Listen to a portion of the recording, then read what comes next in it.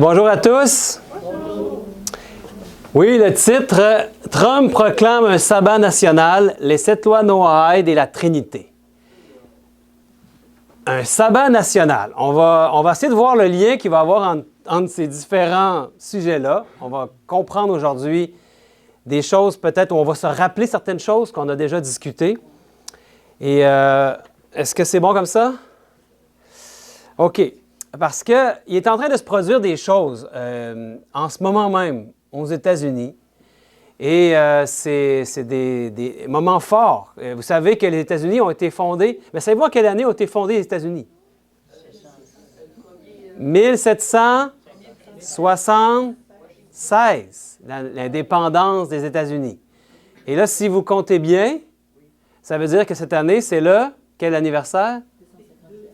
Il est écrit 250e anniversaire. Oui, il y en a qui sont perspicaces. Et il y a des célébrations qui ont lieu cette année pour marquer l'indépendance des États-Unis. Puis il y a un appel qui a été fait par le président lui-même à une reconsécration, un réengagement, rededicate. Et là, demain, le 17 mai, ça fait déjà longtemps qu'il en parle, il va y avoir un rassemblement qui va avoir lieu à Washington.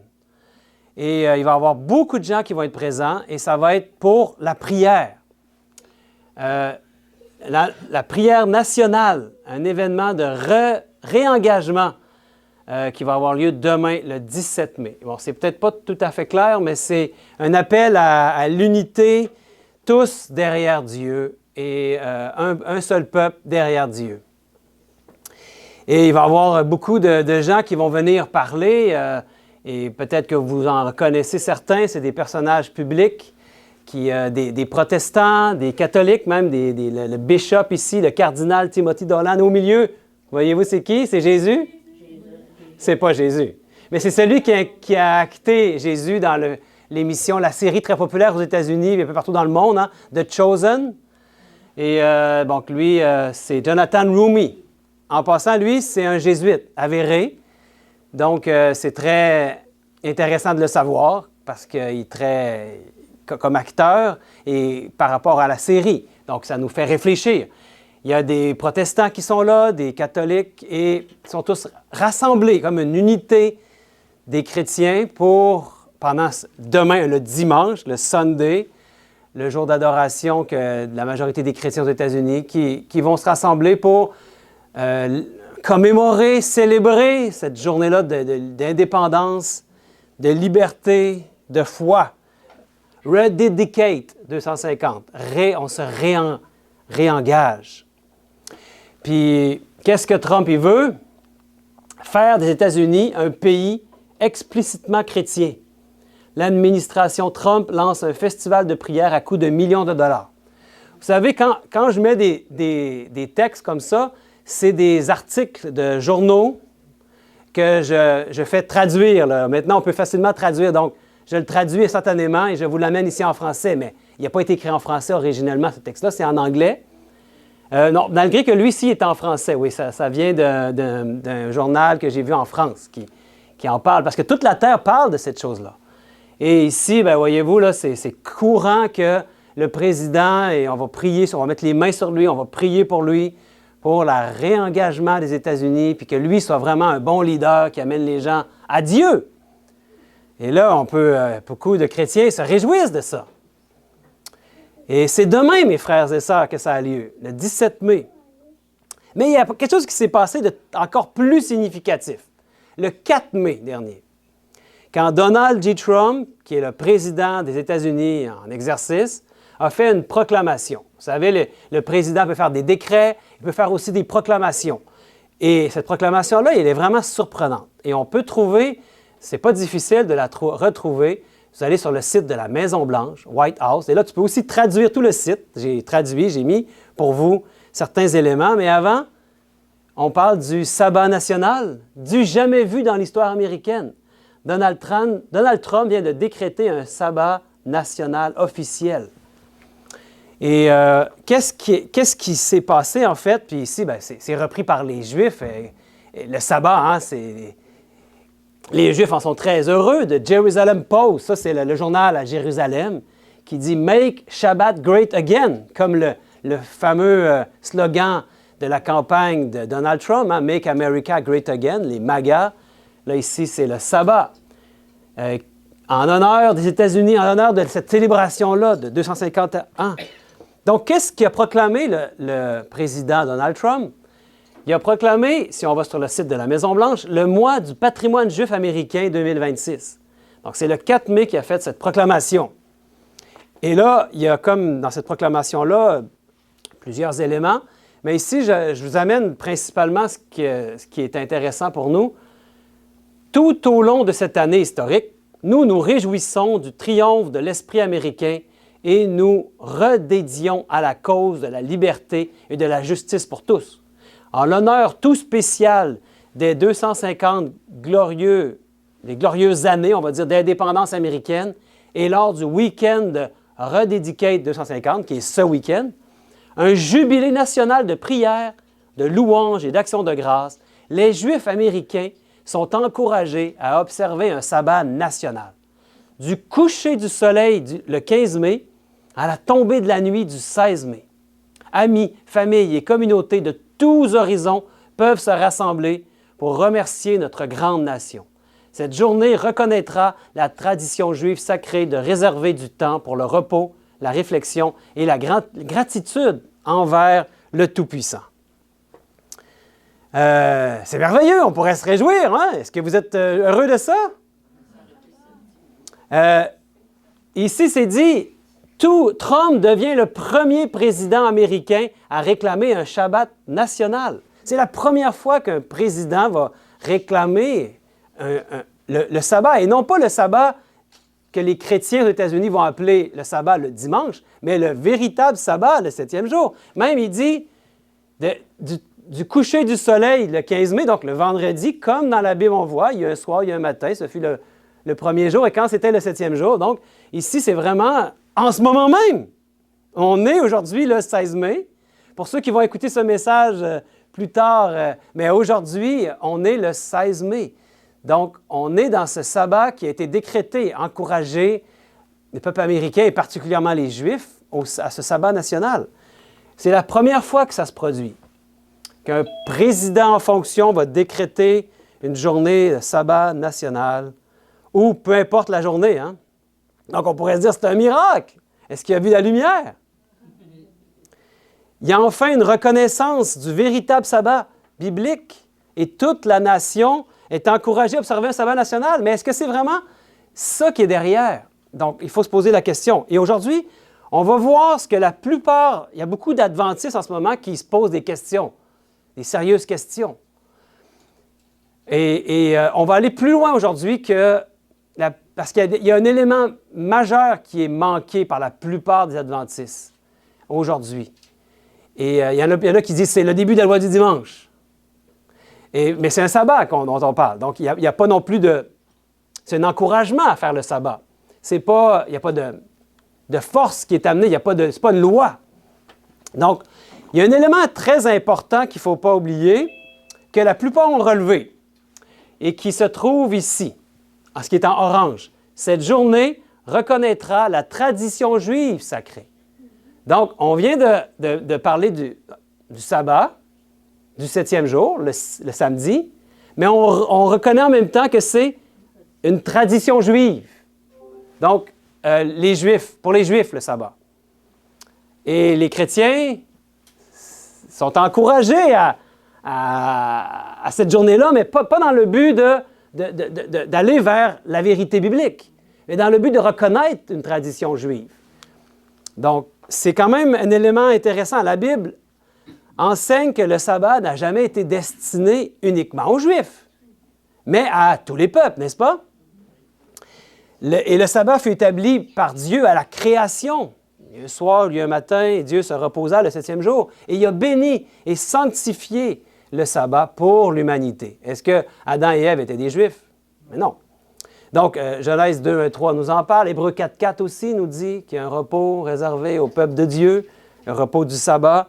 Et Jésus lui-même a déclaré que le sabbat a été fait pour l'homme. Dans Marc 2, 27, le sabbat a été fait pour l'homme. Donc,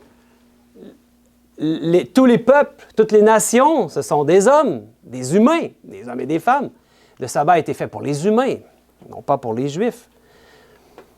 Et là, il y a beaucoup de choses qui ont été dites et beaucoup de gens m'ont envoyé des vidéos, des textes sur ce sujet, des adventistes qui voient là-dedans un événement prophétique. Qu'un président va décréter une journée nationale. Je vais vous lire ici. Il y a une dame en France que j'aime bien qui m'a envoyé un texte qui est juste, qui dit la vérité. Je suis d'accord avec ce qu'il dit là, mais il y a des choses qui sont manquées. Il y a l'essentiel qui est oublié. Donc, on va voir quand même qu'est-ce qu'il dit. Et c'est tout vrai. Le sabbat a été fait pour l'homme, révélant sa nature universelle et montrant qu'il n'a pas été établi uniquement pour un groupe ethnique, mais pour toute la race humaine. Comme on vient de le dire, c'est vrai. Le 4e commandement a été écrit par le doigt de Dieu dans sa loi morale éternelle, plaçant le sabbat à côté des commandements contre le meurtre, le vol et l'adultère. Le sabbat est aussi important que ces commandements-là, des commandements qui ont clairement une application universelle pour tous les peuples. Tout au long des Écritures, Dieu appelle à plusieurs reprises le sabbat « mon jour saint ». C'est pas pour les Juifs, donc c'est clair. Ésaïe 58,13 nous dit ça, montrant qu'il lui appartient et non à une nation. La tentative d'étiqueter le sabbat du 7e jour comme étant seulement juif a été l'une des tromperies les plus efficaces de Satan pour détourner le monde du véritable mémorial de Dieu à la création. On le sait, le sabbat, c'est le mémorial de la création. C'est cette journée-là qui nous pointe vers un Dieu créateur. Et lorsqu'un président américain en exercice appelle la nation à observer ou à honorer un jour saint, le gouvernement ne protège plus la liberté de religion. Il a franchi la ligne du territoire interdit en décrétant un jour comme sacré. Que ce soit le samedi ou le dimanche, on est allé plus loin qu'on n'a jamais été à la Maison-Blanche en décrétant une journée comme sacrée. Alors que les États-Unis ont été fondés sur un principe dans leur Constitution qui dit que l'Église et l'État doivent être séparés. Écoutez, les gens partaient de l'Europe. Ils s'enfuyaient de quoi? De la persécution. Parce qu'en Europe, il y avait l'union de l'Église et de l'État. Et quand tu avais la Bible, tu voyais bien que ça ne balançait pas avec ce que l'Église catholique romaine amenait. Et là, il y avait le risque de mort si tu persévérais dans ton idée qui venait de la Bible. Alors là, les gens fuyaient cette persécution-là et venaient aux États-Unis parce que c'était une terre de liberté, de religion. Tu pouvais avoir la religion que tu voulais, tu pouvais avoir la foi que tu voulais, croire ce que tu voulais. Tu étais libre. Donc, ils ont mis, les pères de l'Église des États-Unis, quand ils ont fait la Constitution américaine, ils ont mis ça dans la Constitution, la séparation de l'Église et de l'État. Et là, on vient de franchir, après 250 ans, on commémore, on célèbre l'indépendance. L'indépendance de quoi? De ce qu'il y avait comme monarchie et ce qu'il y avait comme lien Église et État avec la papauté. On a fuyé ça et on a fait l'indépendance pour ça. Et là, 250 ans plus tard, il y a une commémoration où là, on amène à célébrer un jour, à honorer un jour, quelque chose de religieux, un jour d'adoration pour les Juifs. Donc, c'est pas banal, hein?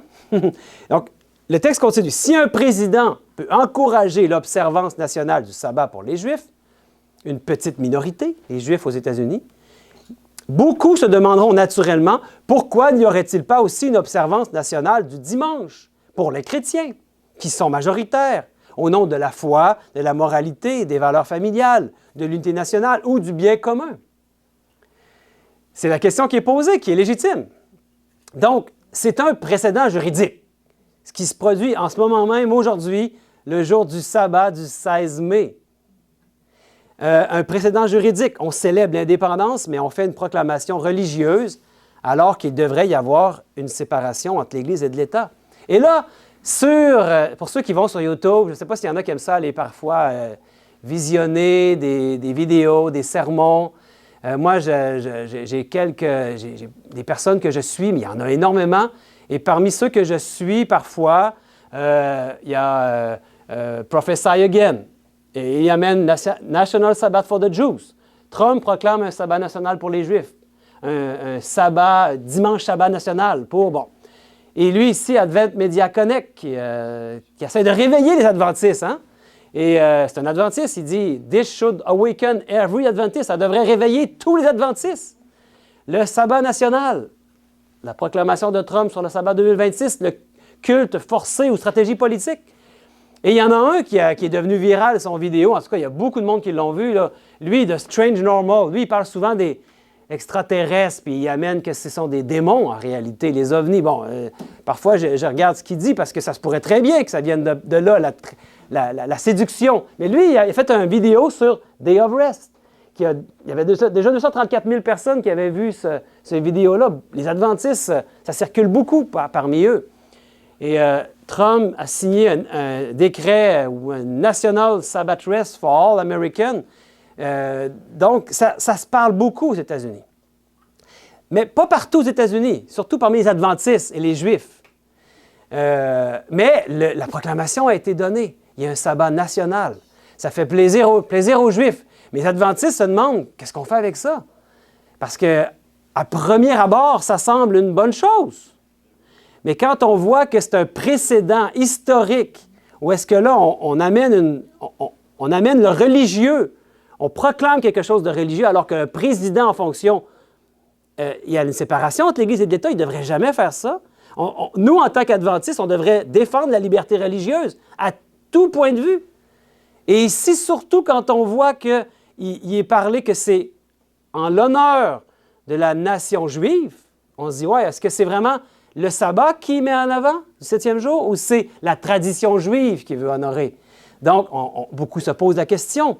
Mais malheureusement, et c'est surtout là-dessus que je veux qu'on s'attarde aujourd'hui, c'est que malheureusement, la plupart des Adventistes passent à côté de l'essentiel en amenant ces choses-là, qui sont vraies. Ça se peut très bien.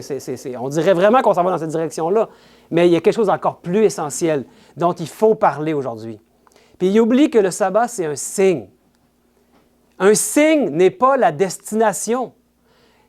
Quand vous voyez un signe sur l'autoroute qui vous annonce Québec dans 30 km, vous n'êtes pas encore rendu à Québec, n'est-ce pas? C'est un signe qui vous dit vers où aller, qui vous pointe vers quelque chose, vers Québec. Mais là, ici, le sabbat, c'est un signe. On va voir c'est un signe de quoi aujourd'hui? On va voir que quand on est rendu quand on fait le sabbat, on n'est pas encore en destination. Le sabbat nous pointe vers qui? Vers quoi? Vers qui? Vers le Dieu du sabbat. Qu'est-ce qui est plus important? Le sabbat ou le Dieu qu'on honore pendant le jour du sabbat? Le Dieu qu'on adore le jour du sabbat, c'est bien plus important que le jour. Donc, savoir quel Dieu on adore, vous êtes d'accord avec moi que c'est encore beaucoup plus important que la journée qu'on va l'adorer. Je ne suis pas en train de dire que le sabbat n'est pas important. Mais il pointe vers le Dieu, vers un Dieu. C'est ce Dieu-là qu'on veut savoir qui il est et l'adorer.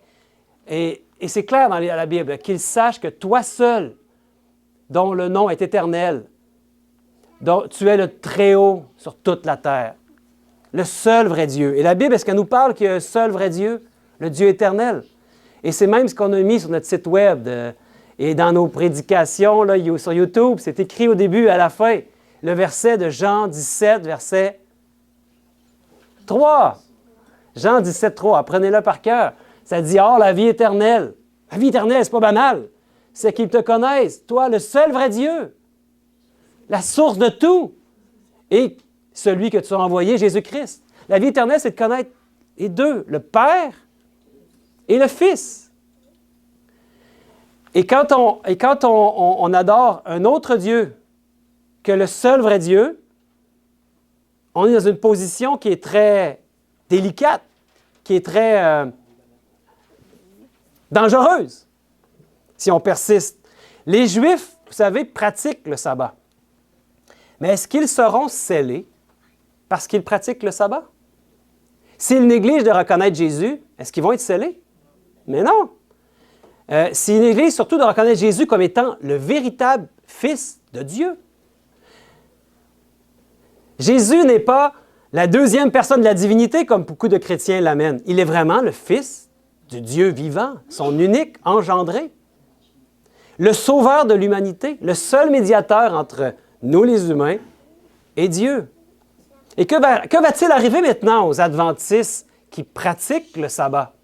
Posons-nous la question. On le sait que pour les Juifs, même s'ils font le sabbat quand va arriver la marque de la bête, est-ce que ça va les sceller? Non, parce qu'ils ont le Dieu qu'ils adorent, il leur manque une partie importante. Ils n'ont pas reconnu le Fils de Dieu. Ils ont un grave problème. Les adventistes ont un autre problème, mais qui est similaire. Parce qu'eux aussi, ceux qui pratiquent le sabbat, mais qui ont négligé qui était le Dieu du sabbat, ont un grave problème. Parce qu'ils vont se trouver à adorer le même Dieu que la bête. Et que nous dit Apocalypse 13 par rapport à la bête? Puis je vis monter de la terre une autre bête qui avait 2 cornes semblables à celles d'un agneau et qui parlait comme un dragon. On sait très bien, on a vu plusieurs fois dans plusieurs messages, on ne va pas le répéter ici aujourd'hui, mais qu'ici, c'est clairement démontré que ce sont les États-Unis qui un jour vont parler comme un dragon, qui ont été fondés sur des bons principes semblables à un agneau, une nation chrétienne, séparation de l'Église et de l'État, puis qui ne voulaient pas faire comme la bête qui est la papauté, qui, elle, avait marié, c'était le pouvoir absolu, qui pouvait persécuter quiconque n'était pas d'accord avec ses doctrines. Mais un jour, les États-Unis vont parler comme un dragon. Qui est le dragon? C'est Satan. Ils vont parler, ça va être Satan qui va être derrière. Et je ne suis pas en train de dire que Donald Trump, c'est Satan, là. Mais il va se faire utiliser. Elle exerçait toute l'autorité de la première bête en sa présence, la papauté. Et elle faisait que la terre et ses habitants adoraient la première bête, dont la blessure mortelle avait été guérie. Est-ce qu'elle est guérie, la blessure mortelle, aujourd'hui, de la papauté? Je pense qu'on peut dire que oui, hein? Parce qu'elle a vraiment l'avant-scène aujourd'hui, la papauté. Quand 2 personnages parlent sur cette terre les plus influents, le pape et le président des États-Unis. La bête qui monte de la mer et la bête qui monte de la terre. Et elle opérait de grands prodiges, même jusqu'à faire descendre du feu du ciel sur la terre à la vue des hommes.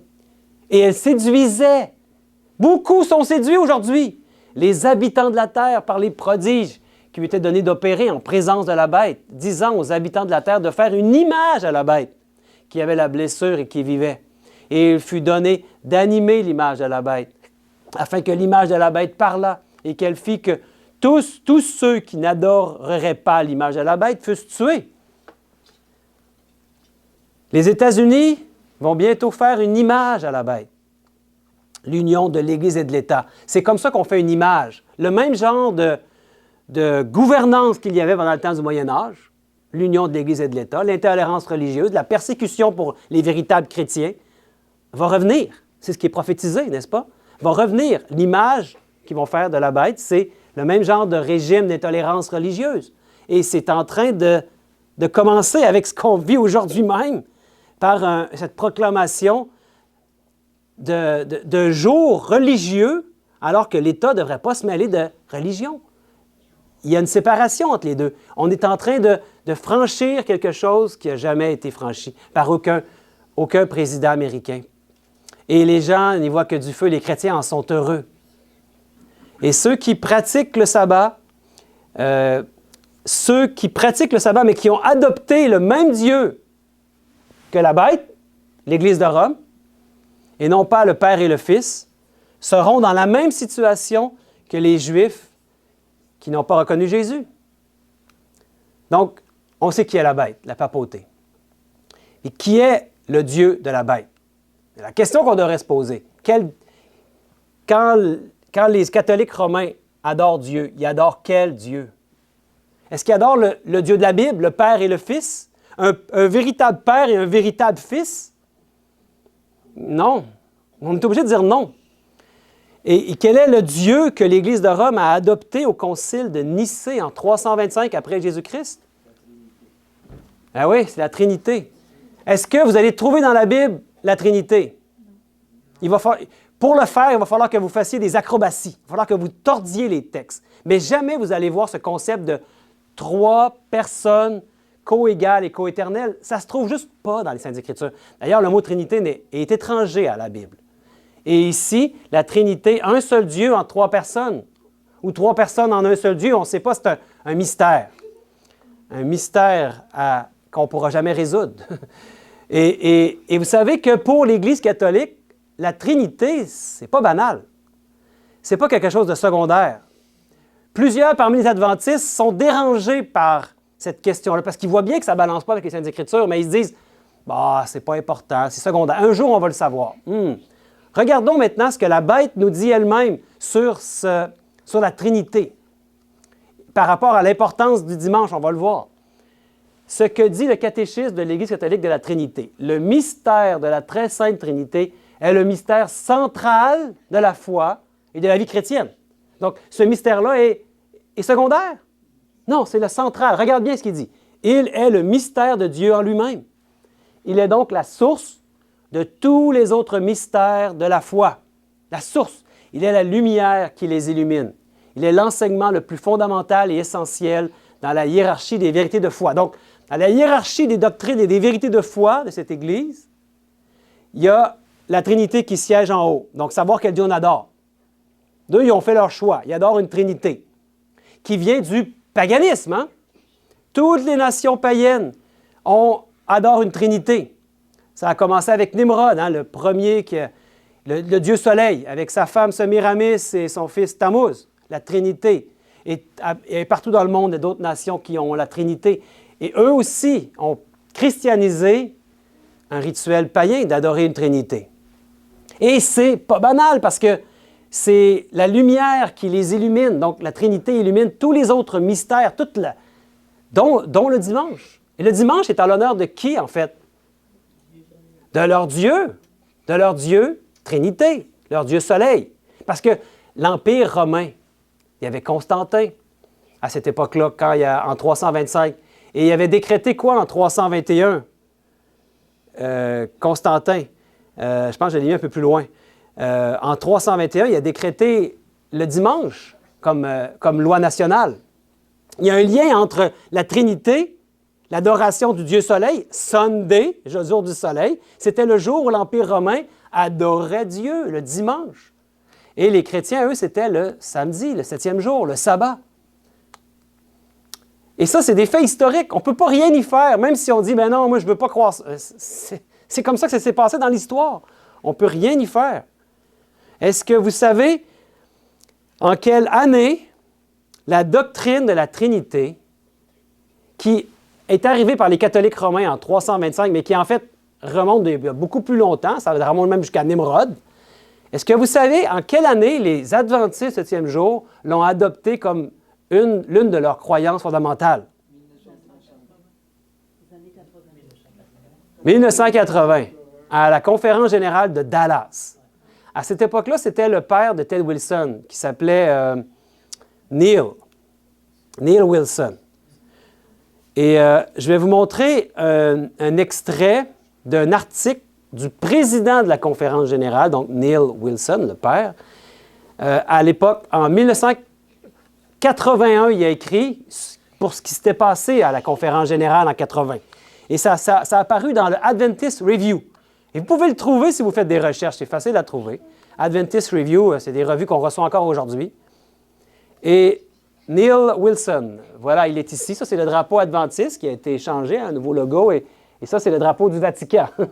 Bon, c'est écrit en anglais, donc je l'ai mis en français ici. En 1980, Neil C. Wilson, président de la conférence générale de l'Église adventiste du 7e jour, annonça lors de la réunion de Dallas, au Texas, que l'Église avait officiellement adopté la doctrine de la Trinité, qui devenait la deuxième doctrine parmi les 27 croyances fondamentales de l'Église. Il écrivit « Il existe une autre organisation universelle et véritablement catholique, l'Église adventiste du 7e jour. » Wow! Il ne pensait pas peut-être en dire autant. Je veux dire, parce que le mot catholique veut dire universel. Mais on voit qu'ici, c'est prophétique, en quelque sorte. Qu'est-ce qu'il a dit, là? Et aujourd'hui, on parle de 28 croyances, parce qu'il y en a une qui a été ajoutée à la conférence de Saint-Louis, je crois, en 2005, une 28e. Mais les 28 croyances, si on prend la deuxième, elle est sur la Trinité. Parce que plusieurs adventistes disent « Oui, mais les catholiques, ils ont une version de la Trinité qui n'est pas la même que les adventistes. » Mais non, pardonnez-moi, non. Je ne demande pas pardon, en fait. C'est la même chose. Et il est écrit ici, dans les écrits adventistes, il y a un seul Dieu, Père, Fils et Saint-Esprit, unité de 3 personnes, coéternelles. Et souvent, le triangle qu'on a vu là, avec les 3, là, est ça qui est utilisé par les adventistes. Donc, c'est la même Trinité. En fait, les protestants, en grande majorité aujourd'hui, ont oublié de quoi ils protestent, contre qui ils protestent. Ils protestent contre la papauté. Normalement, quand ils ont devenu des protestants, c'est parce qu'ils n'étaient pas d'accord avec la papauté, avec ses doctrines. Et aujourd'hui, en adoptant des hérésies qui viennent de la papauté, bien, ils sont en train sans le vouloir, de donner leur allégeance à la papauté, de reconnaître l'autorité de la papauté. C'est grave, mes amis. Et l'Église adventiste, elle a été infiltrée et maintenant, elle est rendue au point qu'elle a le même Dieu que la bête, la Trinité. Et c'est admis par les historiens adventistes. George Knight, ça vous dit quelque chose? C'est un historien adventiste. Il a écrit dans le Ministry Magazine en octobre 1993. Je vais vous mettre un extrait ici parce que avant 1980, il n'y avait pas cette doctrine de la Trinité. Mais ça avait déjà commencé à entrer depuis la mort même d'Ellen White. Hein. En 1919, il y avait eu une conférence secrète qu'on a eue en 1975, le verbatim. On a pu voir ce qui avait été dit. C'était caché, c'était secret, mais ça avait commencé à germer déjà. Et il y avait un plan satanique, on va dire, d'infiltration de l'Église pour amener tranquillement cette fausseté-là dans l'Église. Parce que les premiers adventistes avaient été conduits par Dieu, n'est-ce pas? C'était Dieu qui avait conduit, c'était précieux pour lui, ce mouvement-là. Et les pionniers avaient été vraiment dirigés par Dieu. Et est-ce qu'ils étaient trinitaires? Pas du tout. Qu'est-ce que dit George Knight, l'historien de l'Église des temps modernes? En 1993, il dit dans Ministry Magazine, « La plupart des fondateurs de l'adventisme du 7e jour ne pourraient pas rejoindre l'Église aujourd'hui s'ils devaient adhérer aux croyances fondamentales de la dénomination. Plus précisément, la plupart ne pourraient pas accepter la croyance numéro 2, qui traite de la doctrine de la Trinité. Celle-ci, ils ne pourraient pas l'accepter. Pourquoi? Parce que ce n'était pas la vérité, ce n'était pas ce qu'ils croyaient. Ils croyaient au Père, ils croyaient au Fils, un Père littéral, un Fils littéral. On ne peut pas tordre les Saintes Écritures et commencer à faire dire que... Parce que si tu crois en une Trinité, là, pensez-y, là, coéternel, ça veut dire que le Fils, il n'est pas un véritable Fils. Le Père n'est pas un véritable Père. Ils sont coéternels. Mais la Bible nous dit, non, il y a un Père, la source de tout, qui a engendré un Fils, ayant la même nature que lui, la nature divine, et que les deux ensemble ont tout créé ce qui nous entoure. Donc, les deux sont de nature divine, mais il y a vraiment un Père et il y a vraiment un Fils. Et ici, George Knight, l'historien de l'Église adventiste, n'a pas le choix de le dire, parce que ce sont des faits historiques. Les adventistes n'étaient pas trinitaires. Et c'est vraiment intéressant de voir que dans ces années-là, ici, c'est là qu'il y a eu la loi du dimanche de Constantin, en 325, la doctrine de la Trinité au concile de Nicée. Et là, il faut voir quelque chose d'intéressant dans le livre La Grande Controverse qu'on distribue ici, qu'on a des caisses à distribuer. Dans ce livre-là, il y a beaucoup de vérité. Énormément. On doit le lire. Qu'est-ce qu'il dit? Dans la page 49, la prétendue conversion de l'empereur Constantin au commencement du 4e siècle donna lieu à de grandes réjouissances, et le monde, affublé des apparences de la piété, pénétra dans l'Église. Dès lors, la situation s'aggrava rapidement. Le paganisme, apparemment vaincu, était vainqueur. Ses doctrines, ses cérémonies et ses superstitions se mêlèrent à la foi et au culte des disciples du Christ. Ça avait entré dans l'Église. De quoi il parle? Quelle doctrine dont-elle parle ici, qui avait entré dans l'Église? Bien, les choses ici, là, le dimanche et la Trinité, on voit le lien avec tout ça. Hein? Donc, c'est entré dans l'Église à ce moment-là. Et même si on dirait que le paganisme avait été vaincu, au contraire, le paganisme était entré dans l'Église. Le syncrétisme. Et que dit Mme White dans le manuscrit 129? Le sabbat du 7e jour désigne Jéhovah. C'est ce qui désigne le sabbat du 7e jour, comme le Dieu personnel et tout-puissant, le créateur du monde. Il faut savoir qu'est-ce que le sabbat désigne. Et maintenant, on veut faire le lien avec les 7 lois noachiques, ou Noahide en anglais. Et on en avait parlé au mois de septembre l'année dernière. Les lois pour les non-juifs, les 7 lois Noahide. Est-ce que ça vous rappelle quelque chose, certains d'entre vous? Non? Peut-être c'est la première fois que vous entendez parler de ça. Donc, je vais quand même mettre certains éléments que j'avais déjà mis dans un message au mois de septembre dernier. Mais si vous voulez en savoir plus, vous irez voir. Ça ici, c'est dans l'encyclopédie juive. On a ici les 7 lois Noahide. Donc, les lois pour les non-juifs. Les Juifs ont les 10 commandements et selon eux, selon la Torah, selon le Talmud plutôt, ils ont les lois Noahide pour le reste des non-juifs. Et là, les 7 lois, je les ai mis ici en français. Ne profanez en aucune façon l'unicité de Dieu. Très intéressant, on va en reparler. Ne maudissez pas votre Créateur. Ne commettez pas de meurtre. Ne mangez pas le membre d'un animal encore vivant. Ne volez pas. Maîtriser et canaliser la libido humaine et établir des tribunaux et assurer la justice dans notre monde. Voilà les 7 lois Noahide. Ce sont des lois pour les non-juifs, selon ce qu'ils nous disent. Nous l'avions vu, oui, on l'avait vu. Les 10 commandements de Dieu sont pour les Juifs, alors que le reste de l'humanité, les gentils ou les goyim, nous sommes des goyim, selon pour eux, eux ont les 7 lois des fils de Noé. Les Nations unies en font la promotion. Ce n'est pas quelque chose d'obscur, ce que je vous discute là. Ça vient de ce groupement, la Chabad, qui amène ça dans le monde. Ils sont très influents, hein, les Juifs. Et j'ai rien contre les Juifs. J'ai un ami qui est Juif. Et je ne vous parle pas contre les Juifs aujourd'hui. Il faut savoir, le peuple juif ont besoin eux-mêmes de se réveiller par rapport à toutes ces questions-là. De savoir que même aux Nations unies, on veut faire la promotion de ces choses-là, de l'éthique et de la culture religieuse. Et de quoi on parle quand on veut mobiliser l'éthique culturelle et religieuse? On parle des 7 lois universelles de Noé. J'ai la source ici. Si vous ne me croyez pas, allez voir la source. Vous pouvez l'arrêter si vous êtes à la maison, allez voir. Je suis allé voir moi-même et j'ai mis ici à l'écran ce qui est écrit. Fondement du droit international. Les 7 lois Noé sont le fondement du droit international. Dans la plupart des pays du monde, ces lois-là apparaissent.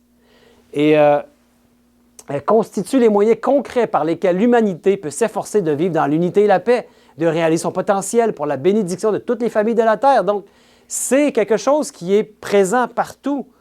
Et le Congrès américain, depuis George Bush, le président George Bush père, après, ont reconnu les lois Noahide.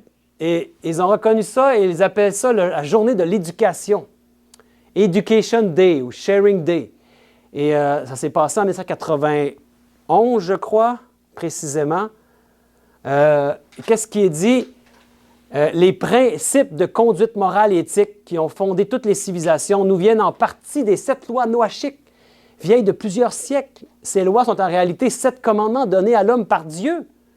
Non, on a les 10 commandements donnés par Dieu, par son doigt, tels qu'ils sont consignés dans l'Ancien Testament. Ces commandements incluent l'interdiction du meurtre, du vol, de l'adultère, du blasphème, etc. Donc, voyez-vous ici, il a signé en présence de qui? Bien, ils sont très contents, la Shabbat. Et particulièrement, la journée qu'ils ont dédiée en honneur de je ne sais plus c'est quelle la journée, là. Je ne sais pas s'il est écrit ici. En tout cas, il y a une journée qui est dédiée à ça, une fois par année. Et chaque année, les présidents en fonction s'entourent de Juifs, des rabbins, de la Shabbat, en l'honneur de cette journée-là, et spécialement en l'honneur d'un rabbin qu'on appelle aussi le Rébé. Plusieurs ont pensé que c'était le Messie ou pensent encore que c'était le Messie. Et ici, vous voyez, Donald Trump, chaque année, il fait la même chose aussi. Et même, si vous pensez qu'au Canada, ça n'existe pas, regardez Justin Trudeau. Et ici, c'était un article de journal que j'ai vu. Trudeau et Poilievre signent une résolution commune en l'honneur du Rébé. Donc, peu importe le parti politique, si vous mettez votre confiance dans un parti politique, vous faites fausse route de toute manière.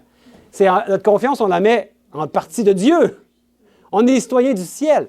Donc, même au Canada, écoutez, le Rébé est à l'honneur. Et c'est ça, le Education and Sharing Day. Et ici, j'ai mis le texte de loi, le public law. Regarde, c'est une loi qu'on peut trouver, les lois du Congrès américain. On peut trouver ces choses-là. Et je ne vais pas tout vous lire, là, mais je l'ai traduit. Mais en réalité, ce qui est dit là-dedans, puis vous pourrez aller faire l'exercice vous-même d'aller trouver ces choses-là. Ça a été en 91 la première fois que ça a été amené. Mais ce qui est dit ici, to return the world to the moral and ethical values contained in the 7 Noahide laws. Ça veut dire pour ramener le monde aux valeurs morales et éthiques contenues dans les 7 lois Noahide. Donc, qu'est-ce qu'ils veulent faire? Ramener le monde à quoi? À des valeurs morales et éthiques. Qu'on trouve où? Dans les 7 lois Noahide. Puis, vous savez que les lois Noahide, il y en a 7 là, principales, mais de chacune de ces lois-là découle, comme souvent c'est le cas là, dans le Talmud, il y a beaucoup de sous-lois. Et des centaines de lois qui découlent de tout ça. Puis sur la première loi qui est ne profaner en aucune façon l'unicité de Dieu, qu'est-ce qui est dit? Et là, c'est là que ça devient très intéressant par rapport à cette idée d'une Trinité. Regardez bien, laissez-vous pas déconcentrer. On reste ici. OK, les 7 lois. L'interdiction de l'idolâtrie concerne spécifiquement le culte idolâtre. Donc, la première sur l'unicité de Dieu, c'est l'interdiction de l'idolâtrie et non les croyances. Donc, au fil des générations, les Juifs ont dû déterminer si les cultures religieuses dominantes dans lesquelles ils vivaient étaient idolâtres. L'islam étant strictement monothéiste, les musulmans ont toujours été considérés comme des Noachides, Noahide. Parce que pour eux, c'est monothéiste, un seul Dieu, Allah. Même si ce n'est pas le bon Dieu, ils disent, OK, ils fit, comme on dit. Ils sont dans c'est correct de les appeler des Noachides. Ils ont aussi reconnu que la doctrine chrétienne de la Trinité n'était pas synonyme d'idolâtrie et ont donc été reconnus comme Noachides. Donc, ils disent, la Trinité, on n'est pas d'accord avec ce Dieu-là, mais c'est un Dieu. Donc, l'unicité de Dieu, ils peuvent être des Noachides. Voyez-vous le problème pour nous? Pour ceux qui croient vraiment au Dieu de la Bible et à son Fils Jésus, car la vie éternelle, c'est qu'ils te connaissent, toi, le seul vrai Dieu, et celui que tu as envoyé, Jésus-Christ. On reconnaît le Père, on reconnaît le Fils. On peut adorer le Père, on peut adorer le Fils. Et là, il y a un problème pour eux. On n'est pas des Noachides quand on croit au Père et au Fils. Quand on est trinitaire, tout va bien. Tu peux être un Noachide. Tu n'es pas un idolâtre. Mais là, nous, on va passer pour des idolâtres. Voyez-vous le problème? Comment est-ce que ça peut en être amené? Et donc, tous ceux qui adorent le même Dieu que la bête, le Dieu du dimanche, la Trinité, seront reconnus comme des Noachides. Alors que tous ceux qui voudront adorer le seul vrai Dieu et son unique Fils engendré seront passibles de la peine de mort. Et ce qui amène comme manière de faire la peine de mort, c'est par décapitation. Je le mentionne. Mais faites-vous-en pas parce que Dieu protège son peuple. Et Dieu, il a une vérité à donner à ce monde. Et cette vérité-là, personne ne va pouvoir l'arrêter. Elle va faire son chemin. Les gens vont l'entendre, au loin, au proche, partout sur la terre. Parce qu'il va y avoir un reste fidèle, qui va être persévérant jusqu'à la fin dans tous les commandements de Dieu. Est-ce qu'il y a des textes bibliques qui nous disent ça? Particulièrement, il y en a 2 dans l'Apocalypse. Apocalypse 14, verset 12, qui dit « C'est ici la persévérance des saints, qui gardent les commandements de Dieu et la foi de Jésus. » Et l'autre se trouve dans Apocalypse 12, verset 17, qui dit « Et le dragon fut irrité contre la femme, et il s'en allait faire la guerre au reste de sa postérité. » À qui? À ceux qui gardent les commandements de Dieu, qui ont le témoignage de Jésus. Le premier commandement est sûrement plus important que le 4e, n'est-ce pas? Le 4e nous parle du sabbat, mais le sabbat nous pointe vers l'adoration du Dieu créateur. Le sabbat, son rôle, c'est de nous pointer vers Dieu créateur. Sûrement, le Dieu créateur est plus important que le sabbat.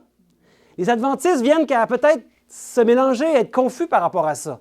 Et là, on regarde que le premier commandement nous dit d'adorer un seul Dieu, de savoir quel Dieu on adore. On adore le Père. C'est le seul vrai Dieu, il n'y en a pas d'autre.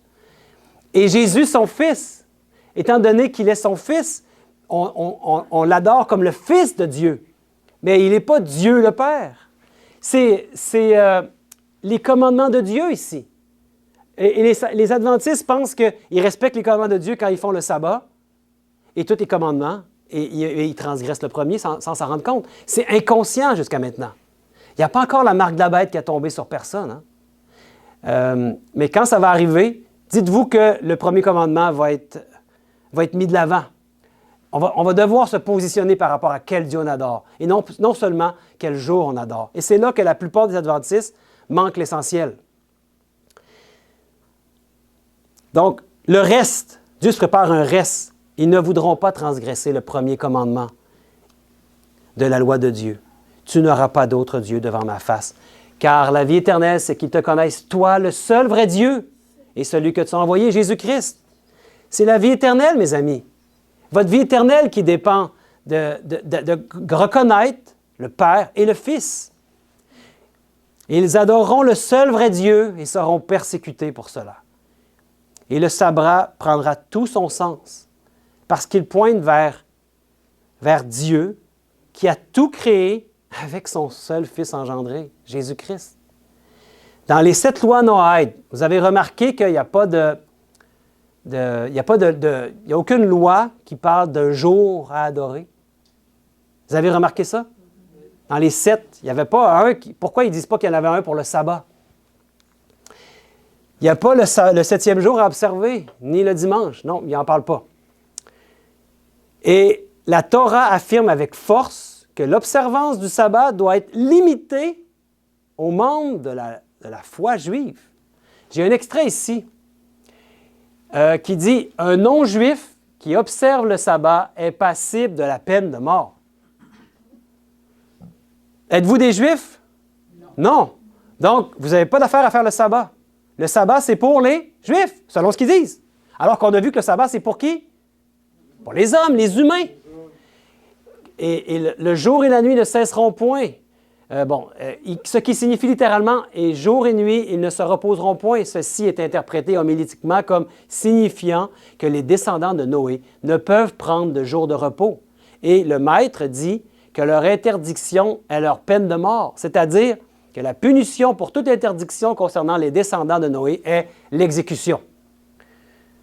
Ça fait partie des sous-lois de ces lois noaïdes qui vont être mises en application, qui font déjà partie de Congrès américain a voté pour ces lois-là. Ils reste juste à être mis en force, sont déjà présentes. Et que nous dit Apocalypse 13? Tous ceux qui n'adoreraient pas l'image de la bête fussent tués. Ou on va vouloir les tuer. Mais il y a quelque chose de très intéressant par rapport à ça. Parce qu'on se posait souvent la question, mais quand va arriver la fin, il va y avoir la marque de la bête, qu'on sait être la fausse adoration du dimanche, avec l'idée derrière d'un faux Dieu aussi, on vient de parler. Mais on a juste à ne pas faire le dimanche. On n'a juste à ne pas travailler le dimanche, puis on va passer inaperçu. Qu'est-ce qui va se passer? Je vais pouvoir continuer à faire mon sabbat. Est-ce que c'est vraiment le cas avec ce qu'on vient de voir? Parce que le sabbat pour les non-juifs n'est pas pour nous, va être interdit. Est-ce que Mme White nous parle de ça? Oui! Regardez bien ce qu'il dit. Vous allez trouver ça intéressant. C'est dans 2 Manuscript Release. Le temps viendra où les hommes non seulement interdiront le travail le dimanche, mais tenteront de les contraindre à travailler le jour du sabbat. On leur demandera alors de renoncer au sabbat et de s'engager à observer le dimanche, sous peine de perdre leur liberté et leur vie. Donc, ce n'est pas seulement un commandement qui dit de faire, mais qui interdit aussi de faire. C'est ce qui s'en vient, c'est ce qu'elle a vu, elle, qui s'en vient dans notre monde. Et moi, je trouve que ce qu'on a étudié aujourd'hui par rapport aux lois noaïdes, avec en plus le fait que le Congrès l'a déjà adopté en quelque sorte, c'est déjà présent, on dirait que toutes les pièces du casse-tête se mettent ensemble, vous ne trouvez pas? Donc, plusieurs se questionnent maintenant sur le sabbat. C'est ce qui est bien dans tout ça, hein, parce qu'on en parlait, moi et ma femme, ce matin même, sans le vouloir quand même, Donald Trump a proclamé le sabbat biblique, même s'il dit que c'est réservé aux Juifs. Il y a des gens, des chrétiens, des gens dans ce monde qui se posent des questions. Ah, comment ça se fait qu'eux, c'est différentes journées que nous? Peut-être que ça peut quand même aider certains à avoir une certaine révélation de Dieu. En tout cas, beaucoup se questionnent. parmi les adventistes, en ce moment, il y en a beaucoup qui se demandent quoi penser de tout ça. La question qu'on doit se poser maintenant, c'est est-ce qu'on est prêt à donner le grand cri? Il y a des vérités que Dieu nous a confiées. Qu'est-ce qu'on fait avec ces vérités-là?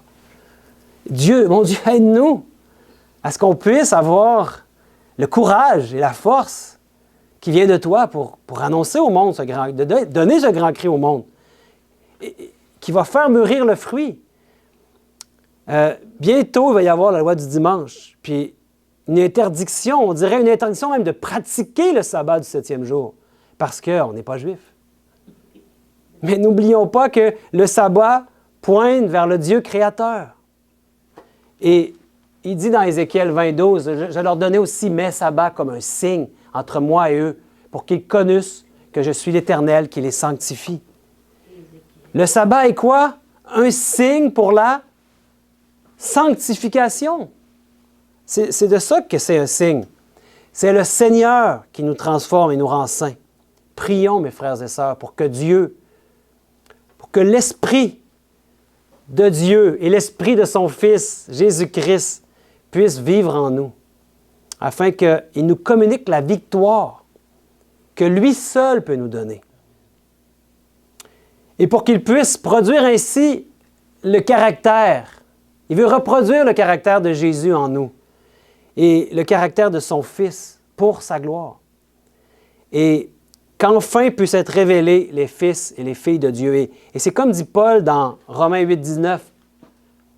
C'est en effet cette révélation des fils de Dieu que la création attend avec un ardent désir. Tout l'univers attend la révélation des fils et des filles de Dieu. Un petit reste qui, même au péril de sa vie, va suivre les commandements de Dieu et qui va avoir la foi de Jésus. Dieu nous aime tellement. Puis il veut faire de nous ses fils et ses filles. Les fils et les filles de Jésus, notre Sauveur, notre frère. Cessons toute résistance et proclamons avec force le message qu'il nous donne pour sa gloire. Et n'ayons aucune crainte, parce que l'amour parfait bannit la crainte. N'ayons aucune crainte car notre Sauveur Jésus a promis qu'il va être avec nous tous les jours jusqu'à la fin du monde. Voulez-vous vous joindre à moi dans une prière pour me demander du courage à Dieu devant ces événements? Bon Père éternel, on a vraiment besoin que tu nous donnes du courage. On vit des jours solennels. En ce moment même, se produisent des événements qui nous montrent où nous en sommes dans la suite des temps, dans ce qui s'en vient pour notre monde. On dirait qu'on est tout proche d'un dénouement prophétique. Et bon Père, veuille nous donner du courage. Et veuille nous permettre, guidés par toi, de donner ce grand cri à un monde qui en a bien besoin. En commençant par nos proches, nos amis, nos voisins. Mon Dieu, en saisissant toutes les opportunités que tu vas mettre sur notre chemin à tous les jours, mon Père, en nous permettant de mettre de côté nos priorités du moment pour la plus grande des priorités, d'être des ambassadeurs pour toi, des serviteurs du Dieu puissant et vivant qui règne au siècle des siècles. Mon Dieu, donne-nous la force et le courage et que tu puisses nous guider en toutes choses dans tes voies, à faire ta volonté pour ta seule gloire. On t'en prie, au nom et par les mérites de Jésus. Amen. Amen.